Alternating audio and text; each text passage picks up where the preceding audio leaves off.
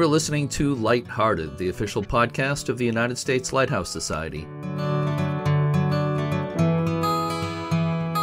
My name is Jeremy D'Entremont.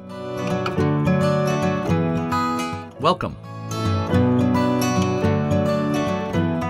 My co-host today is Cindy Johnson, Chapter Leadership Committee member of Friends of Portsmouth Harbor Lighthouses. Hi, Cindy. Hello, Jeremy. This is episode 99 of Lighthearted, scheduled for January 18th, 2021. On January 18th, 1996, Cape San Blas Light in Florida was discontinued as an aid to navigation.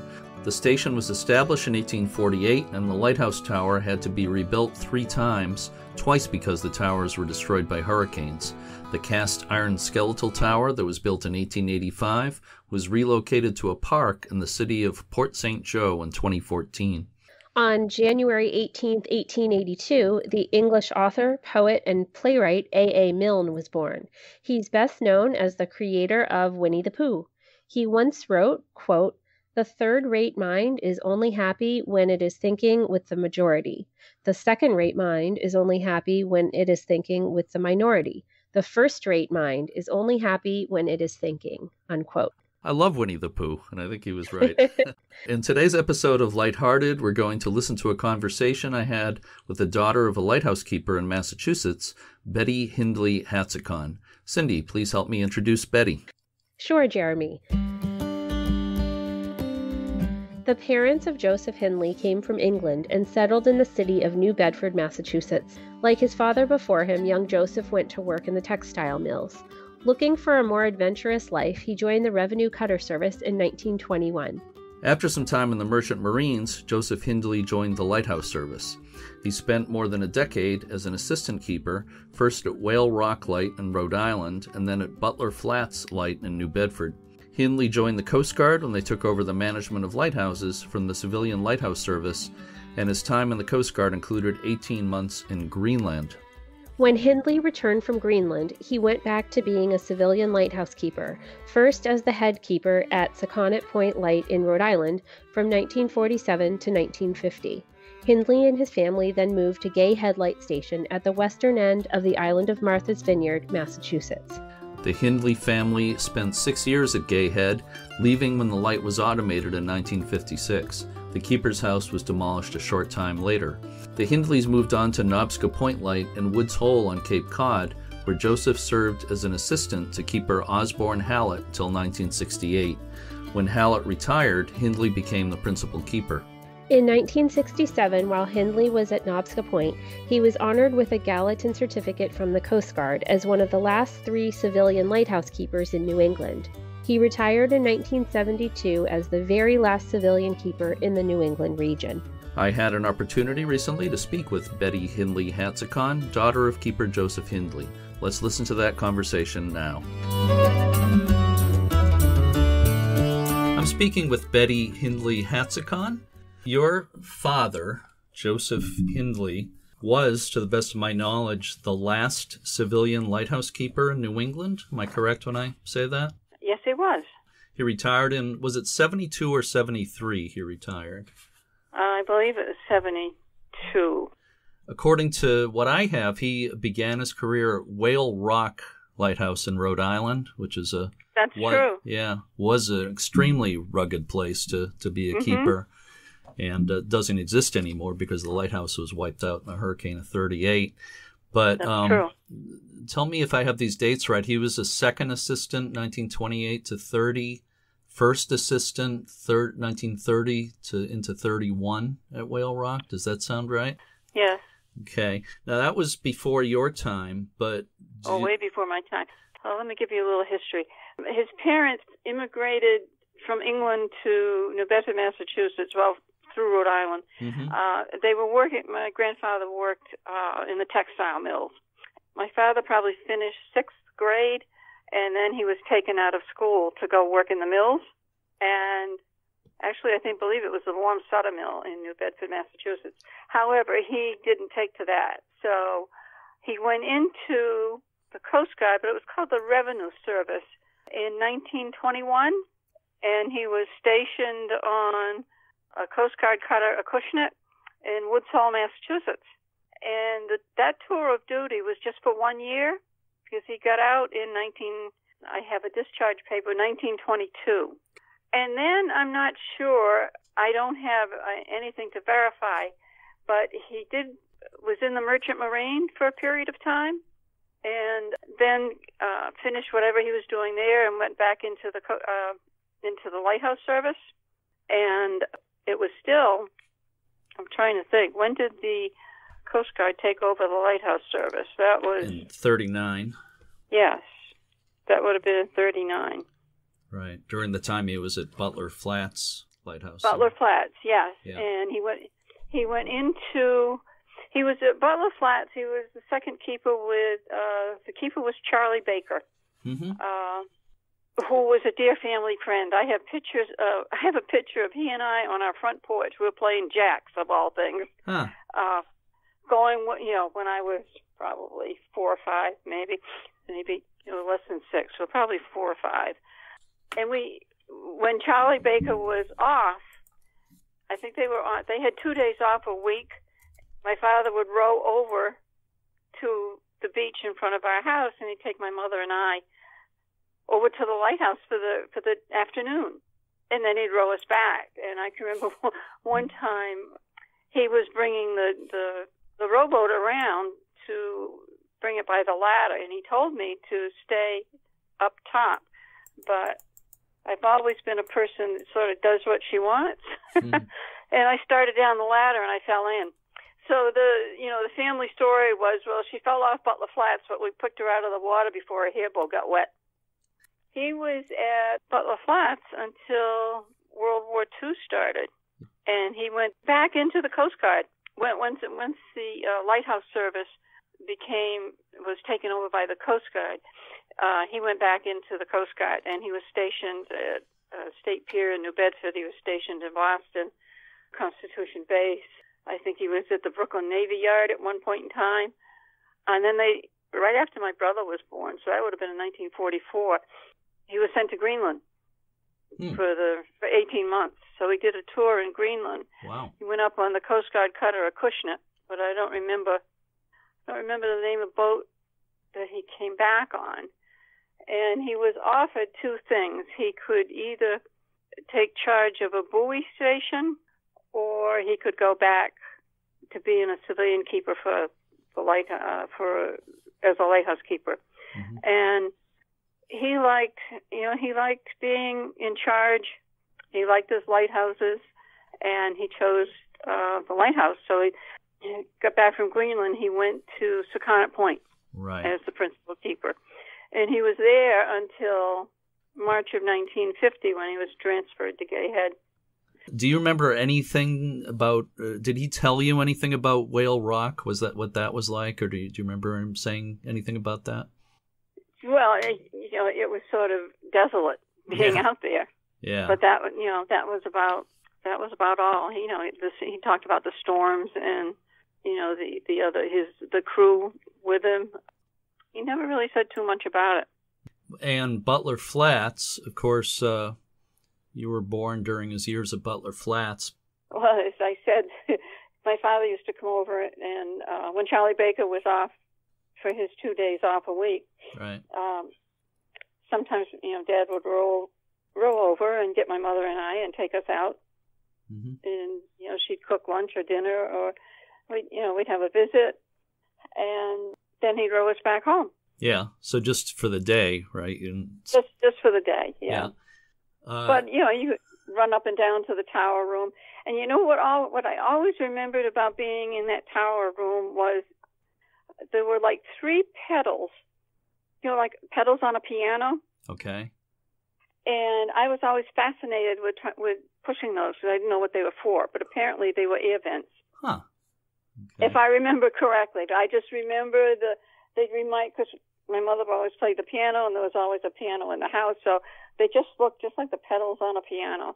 That's interesting. I know the brass vents that are in the lantern. Well, the lanterns of most lighthouses, but I don't know the pedal things that you're talking about. Well, they were brass. I know that. Yeah, like a lot of things. They were very true, and I have a lot of lighthouse brass in my home. Do you? I have 2 solid brass oil lamps that we had at Gay Head, and my mother had them electrified, and she brought them with her to Nobska. Then after they retired, they were, in their family home.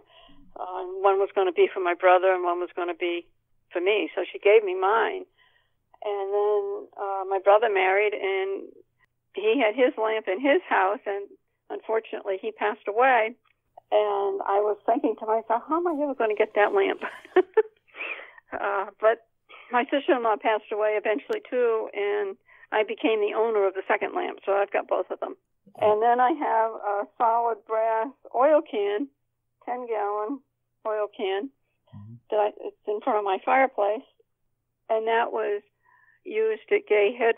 Put it in the wagon, take it to the oil house, and fill it with kerosene to bring it back to fill the Lighthouse lamp and our oil lamps at home. Well, those are museum pieces there. And I didn't know that my father had the oil can, but the Christmas before he died, he kept asking me what I wanted for Christmas. I said, Dad, I don't need anything. Just be happy. Just come. My mother had since passed away. And he came to my house, and he had this oil can all polished up, absolutely beautiful. So I still polish Lighthouse brass. What do you use to polish it? I use Wright's brass polish. Okay. Was that what you used back then, like a Gay Head? Well, what we used was government issue. I have no idea what it was, but It came in a green can, and it worked perfectly. And I had some of that, and in the years have gone by, that has all run out. So sure. I found that Wright's was the best substitute, and it's not Wright's copper and brass, it's just Wright's brass polish. Somebody said that I should just have them treated so that I'd never have to polish them. I said, well, yes, you could do that, but then they lose their value. And you probably kind of enjoy polishing them. I do. It's just brings back a lot of memories. I'm sure. These lamps were made at the Lamp Depot in Brooklyn, New York. That's stamped on the bottom of the lamp, and the oil can, too. So I just want to mention for a minute again, you mentioned Charlie Baker a couple of times. Yes. Yeah. Yep. And he was at Butler Flats for 30 years. He was. Yeah, and his father was there before him. Amos Yeah, Baker. that's true. And that's true. I'll bet Charlie was an interesting character. You mentioned you said you have a picture of you with him. Yeah, we're playing jacks. I just imagine him being an old sea captain kind of character. He was. He was a lovely gentleman, and awfully nice to a little girl. That's great. He'd play whatever. If I had my dolls out, he'd stop by and we'd chat back and forth. Anything else you remember about Butler Flats? My mother and father used to wave to each other. She'd have a white dishcloth, and he'd have a white towel. I mean, our house was that close. Right. If you drove down to East Rodney French Boulevard in New Bedford and stopped in front of the Lighthouse, that was our family home. It doesn't look anything like what it did in the 20s, 30s, and 40s, but it was a lovely little bungalow with a beautiful wide front porch that went the whole front of the house. Yeah, I know the area. I've been in Butler Flats Lighthouse once about 20 years ago. It's now privately owned. You probably know that. It is privately owned, and every time I see a picture of it, I say, well, somebody please paint it. I know it. Oh, my goodness, it looks like it's in such disrepair. Yeah, the city of New Bedford owned it for a long time, and I'm afraid it hasn't gotten good care in a while. No. Moving on, again, you mentioned his next lighthouse was Sakonnet Point, which is off Little Compton, Rhode Island. Yes. That was about 46 to 50. He was there. Yeah. Did you ever go out there to that lighthouse? That one's even harder to get on than Butler Flats. Because he was only home 1 week out of a month, until we moved to Gay Head. He was always, and that was his work schedule. Yeah, 3 weeks on, 1 week at home. Right. The week that he was home, it was like, Christmas. Everybody was on their best behavior, and We went shopping, went to toy store, movies, the bookstore, everything that, that my brother and I loved to do. Every once in a while in the summertime, he would, if he was home, we would drive out to Sakonnet Point, to Little Compton, and we'd have a picnic on the beach. Usually he'd have one of his crew members row ashore, take my brother and I out to the lighthouse. And I never did make it out there because we started off, he was rowing from the beach, and the minute we got into dark water, when I couldn't see bottom anymore, I was frightened. So he took me back, and he and my brother went out. And it's funny, I don't know why that frightened me, but I know when we'd be going out to Butler Flats, when you would get to it, because the bottom of it is all painted black. Right. And with that and the dark water, that always scared me. Don't know why. You don't know what's in there. If I couldn't see bottom, I didn't want to be there. Uh-huh. I got over that over the years, but... Somewhere I picked up a story that the local lobsterman would throw him a bag of lobsters when he was at Sakonnet. They did. Yeah, and he would bring them home. Uh-huh. Yep, he did. God bless my mother. She was a strong woman. She had me in grade school and my brother a severe asthmatic, in and out of the hospital at least once a month, every month. We'd never see family members until, the day Dad got home, because when he came home, they knew he would be bringing lobsters with him. They'd all come to get their lobsters, his two sisters and their husbands. But we didn't see them, other than, very, very rarely, other than the time that my father was home. So why don't we talk about Gay Head for a while? Now, you moved there in 1950, is that right?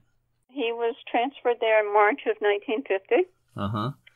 And we came after school got out that year. Mm-hmm. So I was just finishing 6th grade, and my brother had just finished kindergarten. And of course, in those days, there was the beautiful big duplex house at Gay Head that's long gone now. There was. What a beautiful bed and breakfast that would make. Yeah, yeah. Of course, the house would have had to have been moved back from the edge of the cliff there, like the lighthouse was. Well, yeah, at this point, because I think where the tower is now, it's probably where the house was, part of the house anyway. When we first went to because Gay Head was the last town in Massachusetts to become electrified, mm-hmm. and that was in the end of 1951, and the town had a huge party, I think in Valentine's Day, 1952. Cape and Vineyard brought the wires all the way up to just the Lighthouse driveway, and that was it. So we went from a house with all the modern utilities to a home that there wasn't any electricity, running water, bathroom. There was an outhouse, but that was it. It was our family adventure, that's for sure. I actually read a quote a few years ago. I think you were interviewed for a newspaper article, and you talked about how the weather could be crazy there, living on the cliff there, but the house was snug and warm, you said? Oh my gosh, yes. Had a huge coal furnace. It was always warm and cozy. Never. I can't remember if there were drafty windows. I don't think there ever were, because the house was always tight. You heard the wind, but to this day, I love the wind and I love storms. People think I'm nuts. Yeah, it must have been so windy so much of the time on the cliff there. There was always wind. Very few days that it was still. While you were there, you got running water in the house, right? But I was going to say no drinking water, right? Yeah. No. The Coast Guard used to bring a water truck and fill up the cistern every once in a while.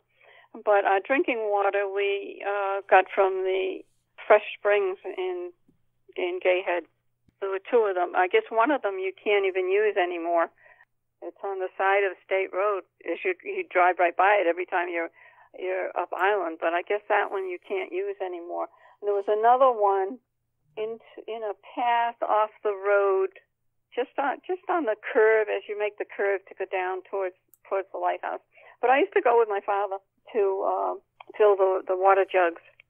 You know, in the wintertime, you'd have to chop the ice to get to the water. Huh. In the spring and summertime, sometimes there would be bullfrogs on the top, and I always questioned that, and apparently, some old-timer told my father, if the bullfrogs are in the water, it's the purest water you're ever going to drink. Whether that's true or not, I do not know. Well, you hoped it was But we true. drank the water, and we were all fine.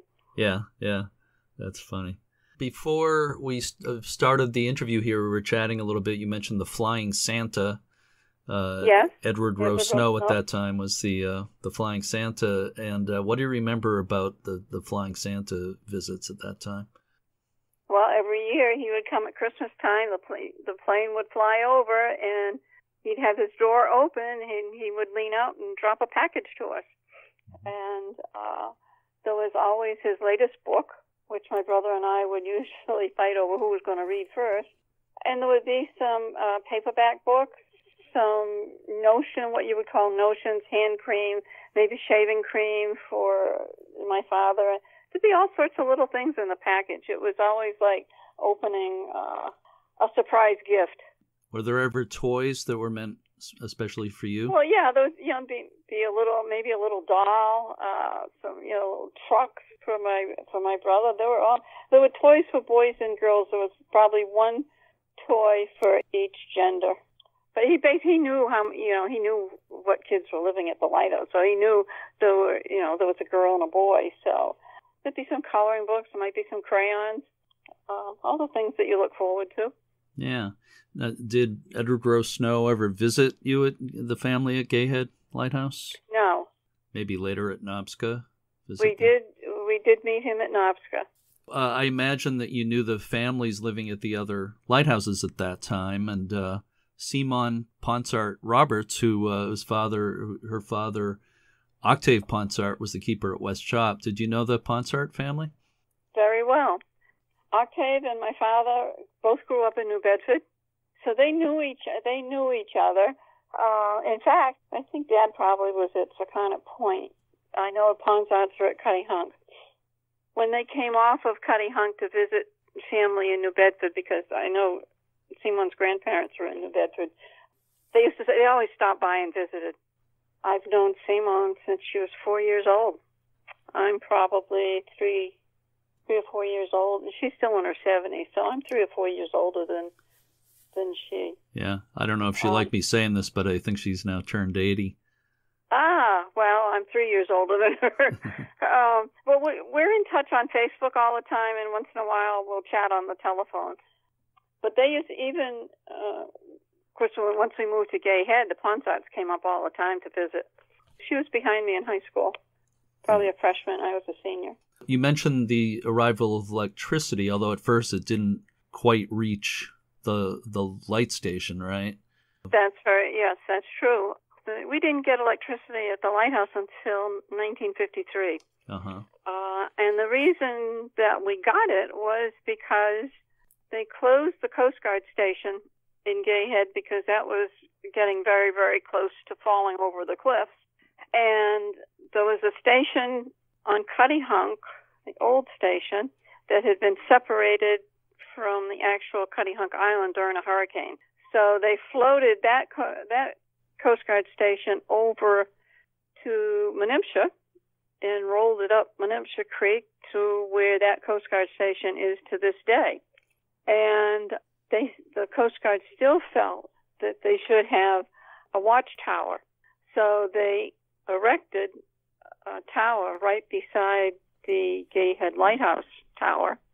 And that's when we knew we might be getting electricity because I have a newspaper article from the Gazette that says, the Coast Guard contractors brought a load of bricks and left them in the lighthouse yard, and then the contractor showed up to build, this tower. And in order for them to work, they ran a wire from the light pole at the end of the driveway so that they could use their electric tools. Right. And when they went home at night, or they finished for the day, they brought their electric wire into our house. So it was sort of a little bit of pandemonium. My mother used her electric washing machine, which she was in storage in the other half of the duplex because there was nobody living there. Connected that up and did laundry. My father bought a television. That was the first TV we had. Plug in the electric iron and iron your clothes for the week. Because when I learned to iron with the fat irons that you heated on the stove. Right. And to this day, when I iron a shirt, I always start at the back because I can't tell you how many white blouses I scorched in the front. So, I always start at the back because you can always put a sweater over that and nobody will ever see the burnt marks. But anyway, so, every night we had electricity. We still had to use our oil lamps, or we might have lit one electric lamp that we had packed away, but it was interesting. Yeah. To be without electricity, and then all of a sudden you've got this every night you had this wire, and you can put it, plug in a radio, you can plug in an electric mixer, you could do all sorts of things with that. That was a lot of fun. And then, of course, when they finished the tower, electricity, they came in and wired the house for electricity, and we were all back to normal again. Yeah. They electrified the light. Right. So the electrification of the light happened like right after your house got electricity? Well, the light was electrified beforehand. Oh, okay. We got it last, but that was fine. Yeah. That was fine. So when the light was electrified, of course, the beautiful big first order Fresnel lens was removed. Yeah. And, it's interesting about that because I can remember my mother actually coming home from school one day, high school, and my mother saying that the Coast Guard had no plans for the Fresnel lens. They were just going to get rid of it. She called the Edgartown Historical Society and told them what was going to take place, and did they, have an interest in it, and that's how that got started. Otherwise, might have been trashed. Well, that's what we thought. The only way they were going to get it out of the tower was just drop it over the side, which would have been a shame. Yeah, they didn't realize the value. The value? No, absolutely not. Mm-hmm. And just before we were 1955, they came in and put indoor plumbing in. Just before the house was torn down. Well, yeah, they remodeled the whole kitchen, all new kitchen cabinets, and then they tore the house down. Oh, and they filled the summer. When did we leave? We left, I think it was in September of 56. I didn't go because I had a job at the Martha's Vineyard National Bank, and I got a little apartment in Vineyard Haven where I stayed, but I just graduated from high school. Anyhow, the Coast Guard filled both coal bins in August of that year, even though they knew that the station was going to be unmanned. So my father mentioned, that to the people of Gay Head, and I can't tell you, everybody came and just grabbed, took coal. Where else was it going to go? Yeah. They had warm houses for the winter. Yeah, good for them. So one other thing before I want to talk about Nobska, but I understand that somewhere around that same time, the tower at Gay Head was sandblasted. You see older pictures, and it looks like looks smoother because there was a coat of brown paint. Is that right? Before that, several coats of brown paint, and they sandblasted it off. And my mother always said, we even took that sand with us to Nobska when we came because you just couldn't get rid of it. Even though it's not like nowadays where they put plastic up all over everything they just sandblasted, and that went all over everything. Was it a sad time when you left Gay Head for Nobska? Were you all sad to leave? Yes. Well, my father wasn't. He couldn't wait to get off the island. He just felt like he was trapped. I don't know why. Huh. Because he'd been to so many remote places, throughout his career, but he couldn't wait to get off the island. And the rest of us, we would have stayed there forever. Yeah. For anybody listening who maybe isn't that familiar with Martha's Vineyard, it's an island, but it's a huge island. Yes, it is. I go over every summer. And it's interesting with the Fresnel lenses at the museum. My son and his wife said last December. He said, because they had friends on the island, they're over there quite a bit. So he said, we're going to the Vineyard. Why don't you? Well, it was in the summertime. Why don't you come over and we'll go to the museum? So I hopped on the Island Queen and they picked me up in Oak Bluffs and we went to the museum, and it was just seeing that lens. Oh my gosh, it was just heart-stopping because there's so much of my life history there. And at that time, they had a little. They still do. They have a little cafe in just off the room where the light is in the center of the room, and they had a naming contest. They wanted there was a contest to name the cafe. So I can't remember what I put in, but my son Bob put in what he thought he should name it. Well, lo and behold, he won the contest. And do you know what the name was? First Light Cafe. And that's what they called it. They had no idea he was the grandson of the keeper at Gay Head Light. And they probably still don't know that. But the prize was a cocktail party for 6 of your friends. So and that was in December. So last December we went over to the First Light Cafe to a cocktail party that Bob had, some of his island friends and family friends, and we had a lovely time, and the light was just magnificent. Yeah, well, that's really nice. It's all lit up and decorated. Yeah, I hear it's fantastic. Yeah, I haven't been there. So, you've got to go. Mm-hmm. So the family history continues. Yeah, well, that's great. That's a good story. Yeah. I saw the lens a number of times in its old location in Edgartown, which was kind of nice. Yeah, but it was a little. That too, the replica of the tower. Yeah, it was a little cramped and a little hard to see the whole lens, but so I imagine the new setting probably shows off the lens a lot better. It does. It's all open, and I know in Edgartown when I went, the curator was asking me questions about the light. I said, well, what you really need to do is clean those lenses. They're absolutely horrifying, dirty. They weren't clean. And I spent 6 years of my teenage years helping to polish those lenses. Yeah, so you knew what you were talking about. Yeah. But at the museum, they're nice and bright. Before electricity, there was a whole ritual for lighting that light. Right. Did you take part in that at all? Did you help with it? Yeah. I did. I loved the little mantles.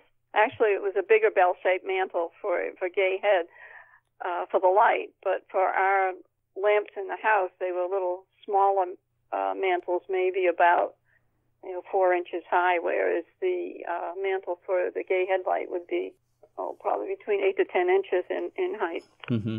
I guess that was like a bell. Yeah, an incandescent oil vapor lamp in the lighthouse.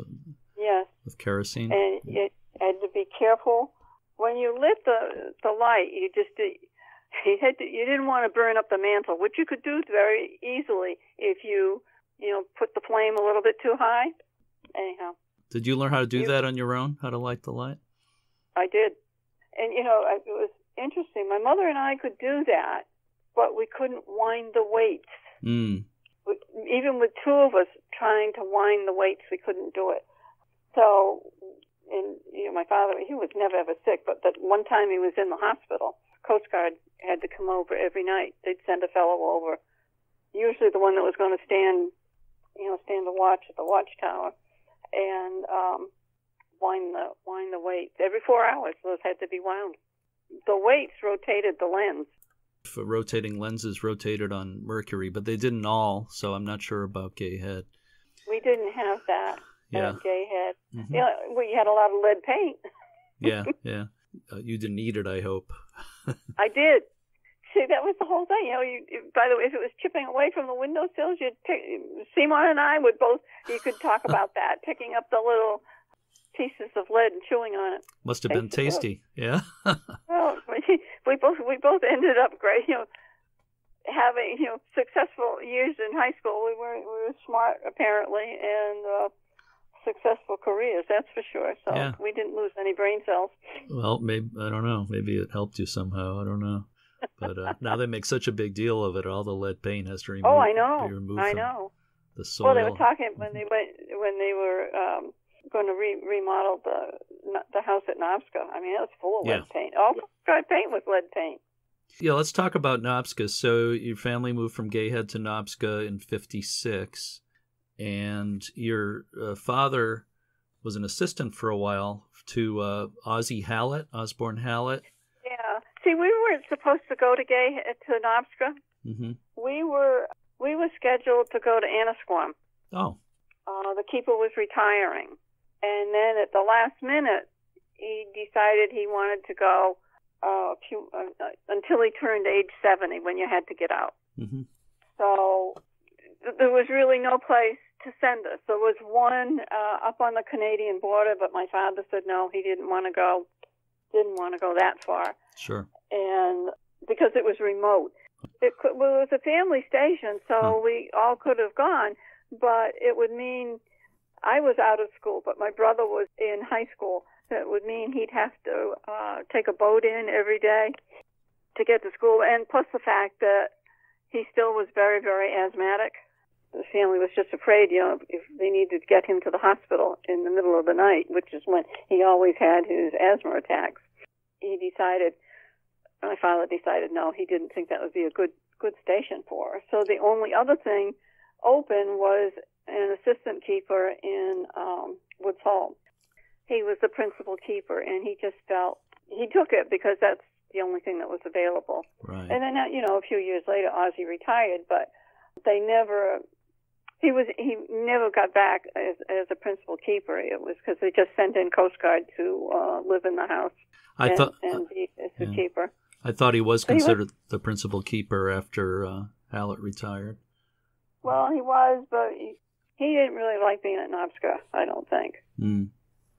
What did you think about it? What did the family think? After Gayhead, it was a letdown. I said, I'm not going to Woods Hole. Woods Hole? What? That's just a dropping off place for the steamship from New Bedford. Yeah. So I stayed on the Vineyard for another probably, they went in September. I came over in April because my winter rental was going to expire, so I had to go. I just decided to come home. Mm-hmm. I think I was 19 at the time. But Nobska was home. There was no question about that. It was home. But there was something special about Gayhead. I can see that.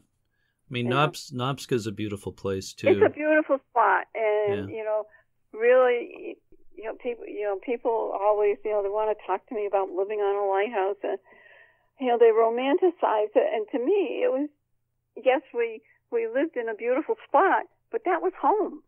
Your mother was quoted as saying that the life at Lighthouses was uneventful, and how people are always trying to romanticize it. She did. My mother was a lot of tongue-in-cheek type of a person too. But yeah, that's true. Oh, you live in a lighthouse, it's just home. So I'm sure, Gayhead and Nobska, for the most part, there was a certain routine. But do you remember, is there anything that stands out in your mind as far as especially, bad storms or wrecks that happen nearby, or anything that comes to mind like that? There weren't any wrecks at Nobska, and there weren't any at Gayhead either. Of course, at Nobska, people that were watching the submarine races would get stuck in the sand on the beach, and they'd walk up to the lighthouse and ask if they could use the phone or if somebody could come and tow them out. And I think there was a couple of sailboats that needed help, but that's about it. The foghorn would blow, especially in August when you'd have a lot of foggy nights and days, and the phone would ring because our phone number was listed in the directory, and people would call and just say, would you shut that so and so thing off? Of course you couldn't. And of course you can't. You can't see West Chop. The foghorn has to be on. Yeah. Even though it could be sunny right in front of the lighthouse, but halfway across you couldn't see West Chop Light. And I'll tell you, there was just a lot of comments on Facebook the other week about not hearing Nobska or West Chop. It was a couple of rainy nights or a couple of foggy nights. And, of course, now it's up to whatever boat is going through. If they feel that they need to hear the foghorn, they can program it in. But other than that, you never hear it, which we all miss. Yeah, yeah. There's something comforting about listening to a foghorn on a quiet night. The horn at Nobska, did you have trouble sleeping with that, or did you get used to it pretty fast? Well, you get used to it pretty fast. I mean, at the beginning, it was like watching a silent movie on television when the foghorn blew, because you had 3 blasts and you could hear the words, and then there'd be 3 more blasts, and then you could hear the word, whatever, the sound on the TV. Plus, if you were having a conversation, you had to kind of talk around the foghorn too, right? You had to pause every time the horn blew. Well, no, we didn't pause. We just talked a little bit louder. The only thing that I remember between what was called, we called it the engine house, and then there was a little building on the other side of that called the oil house, where paint and kerosene was stored. And there was a space between those 2 buildings, so that's where I would park my car. I can remember I worked at a bank in Falmouth. Actually, I did 44 years in banking. I started out at the Martha's Vineyard National Bank as a bookkeeper and retired. Was a vice president of Bank of Cape Cod. I came the shore road, come home to Nobska one night because it seemed like it was quicker. And I wasn't paying attention, and I pulled into my parking space, got out of my car, was walking right underneath that horn, and it blew. Mm. And I thought the ground was going to open up and swallow me. It was loud. I never did that again. I always paid attention. Yeah. I hope your hearing wasn't damaged by that. No, it could have been, but it didn't take me long to run in the house, that's for sure. Yeah. So I think it would have been an air-operated horn, is that right? It was, yes. Compressed air? Mm-hmm. Yep. I know people would almost run off the road if that thing blasted when they were driving by. Yeah. The electronic horns they use today or don't even compare. Can you think of anything else that stands out for either Gayhead or Nobska? Well, I know at Gayhead and Nobska too, but really at Gayhead, once a year there was what they called an Eastern inspection. It was where the commandant from Washington, D.C. of the Coast Guard would make his tour through all the lighthouses in New England. And of course, they come into your house and go over everything. It's a white glove treatment. They run their hands across their gloved hands across the windowsills, the stove. I can remember once they came and they opened the refrigerator door, and my mother said to them, "You're welcome." And of course, these are the guys with a lot of scrambled eggs on their hats and shoulders. He told me, "You're welcome to open that, but that refrigerator is not government issue." "Oh, ma'am, I'm so sorry." And they'd shut the door right away. They did the same thing with the oven in the stove. But those were, my parents had bought those outright. They owned them. It was a gas refrigerator and a combination gas and oil stove. And that's part of what made Gayhead nice and warm, because the oil stove part of the stove was always on in the kitchen in the wintertime. Everything was, nice and warm. And another time, during the Korean War, we could not allow visitors on the lighthouse grounds. And up until that time at Gayhead, they would, in the summertime, the tour buses would bring all of the tourists up island. They'd stop right in front of the lighthouse, and then they'd walk through the lighthouse grounds and over to the cliffs. I was kind of bored as a 12-year-old, soon to be a 13-year-old, and my mother said, "Well, why don't you do a little research, find out about the light, and take tours up into the tower?" So I did. Discovered it, the light was made in France, 1008 glass-cut prisms, and how it revolved. And so I put an empty Maxwell House coffee can right down by the door, and then I took people up to the top of the tower and explained, how the light worked and everything, and they'd come down and they'd, put coin in coffee can. So I think I did that the month of August, and at the end, I counted up my money, and I had $75. And I thought, this is going to be my summer job from now on.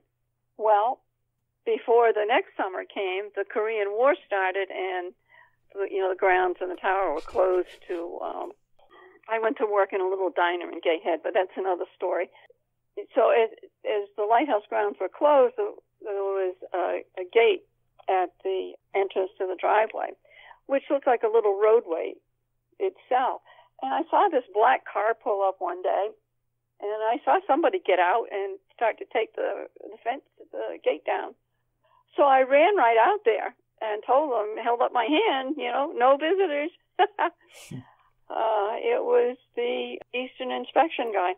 Right. They got out of the car and they said, "You're doing your job. It's all right." I thought, oh my God, I'm getting my father fired, because it was all the Coast Guard brass. It was the Mr. Shea, from Boston, who was the personnel officer for the civilian lighthouse keepers in New England, and there was commander from the Coast Guard base in Woods Hole, and the commander of the Coast Guard base in Boston, all coming to do their inspection. Wow. And I told them they couldn't come in the driveway. Well, but it turned out to be good, right? You were doing your job. Yeah, it was good. Yeah. It was fine. They just, she's doing her job because no visitors are allowed. Well, when you were given the tours there, you were following in a great tradition of lighthouse kids, sons and daughters of keepers giving tours. I know there's a lot of that over the years. Well, mine didn't last too long. It was just one summer. Yeah. Glad you made a few cents off of it anyway, I'm sure. Oh, I did. Well, I was fascinated. I turned 13 that summer, and, wow, I could make some money. So that was, in a sense, your first job, I guess, right? That it was. I have one final question for you for bonus points. What am I going to win? The satisfaction of completing the interview. So I'm just wondering, what was your favorite thing? If you could, I know it's probably hard to just say one thing, but what was your favorite thing about living at the Lighthouses? My favorite thing, probably being on the ocean. No matter which room of the house you're in, you're surrounded by water, and I've always loved that.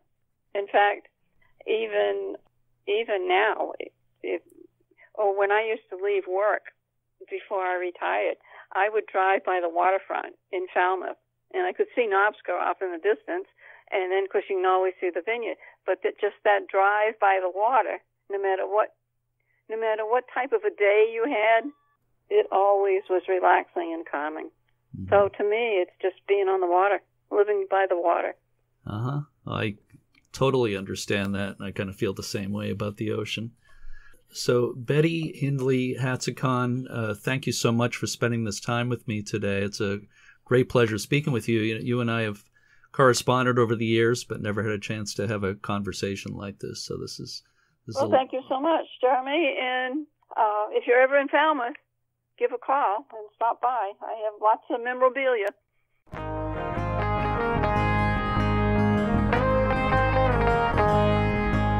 Betty Hindley Hatzikon was recently in a documentary about Gay Head Lighthouse on Martha's Vineyard. The documentary is called Keepers of the Light, and you can learn more by going online to keepersofthelightfilm.com. I thoroughly enjoyed speaking with Betty about her family's lighthouse years. Memories like these need to be preserved before they're gone forever. If you know someone who is a lighthouse keeper or a family member of a lighthouse keeper, I'm always looking for first-hand stories. You can reach me by email at jeremy@uslhs.org. Our thanks to everyone connected with the U.S. Lighthouse Society and its chapters and affiliates. To find out about all things the Society has to offer, check out the website at uslhs.org. If you enjoyed this podcast, please consider a donation or membership to support it. Our thanks to everyone everywhere in the world who works to save historic buildings and/or historic knowledge. We're all on the same team. As always, thank you for listening, and keep a good light. I'm gonna let it shine all in my house. I'm gonna let it shine, let it shine, let it shine.